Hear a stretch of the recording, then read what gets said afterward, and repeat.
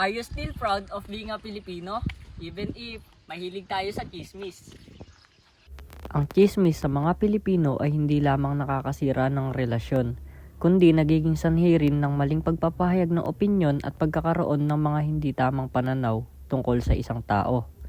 Sa mga pagkakataong ang tsismis ay hindi naitama o naipasa ng maayos, maaari itong mag-udlot ng hindi pagkakaintindihan at hindi pagkakasundo sa pamilya, kaibigan o komunidad. Are you still proud of being a Filipino? Even if may ilan sa atin na may manyana habit. Ang manyana habit o ang ugali ng pagpapaliban ng mga gawain sa hinaharap ay tinuturing na negatibo sa mga Pilipino dahil ito ay nagiging sanhi ng hindi pagkakaroon ng disiplina at hindi pagkakatapos ng mga mahalagang responsibilidad sa tamang oras. Are you still proud of being a Filipino? Even if may ilan sa atin ay bumibili ng boto. Ang pagbili ng boto ay isang uri ng pandaraya sa proseso ng halalan na nagpapahina sa prinsipyo ng malinis at makatarungang eleksyon. Kapag ang mga botante ay binabayaran o pinapalitan ng mga kandidato, nawawala ang tunay na boses ng mamamayan at hindi na sila nakapipili batay sa kanilang tunay na paniniwala at pangangailangan. Are you still proud of being a Filipino? Even if ang ilan sa atin ay umaasa ng sobra sa ating pamilya.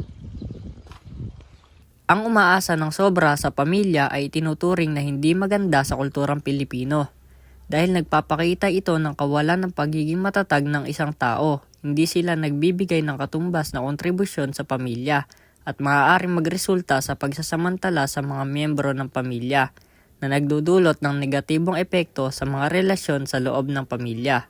Are you still proud of being a Filipino? Even if kilala tayo sa pagiging Filipino time na palaging late sa mga usapan o schedule.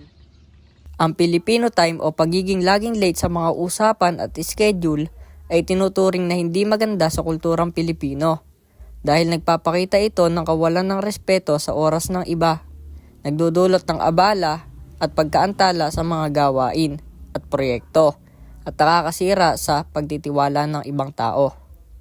Are you still proud of being a Filipino? Even if may ilan sa atin ay mapanghusga sa ating kapwa. Ang maging mapanghusga sa kapwa ay tinuturing na hindi maganda dahil nagpapakita ito ng kawalan ng paggalang at pag-unawa sa iba, nakakasira sa mga relasyon at pagkakaisa, at hindi nagpapakita ng pagiging makatao at malasakit sa kapwa.